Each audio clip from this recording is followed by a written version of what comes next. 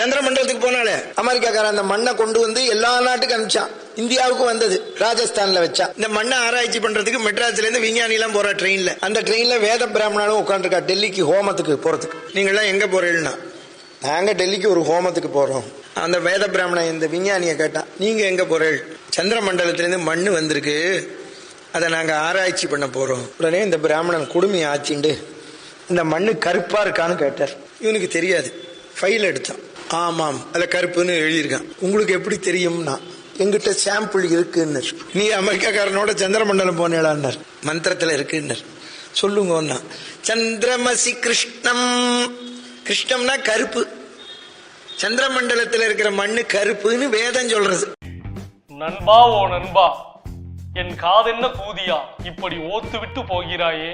நண்பா, ஓ நண்பா, காதுகள் பாவம் இல்லையா? கவிதை கை தட்டுங்க.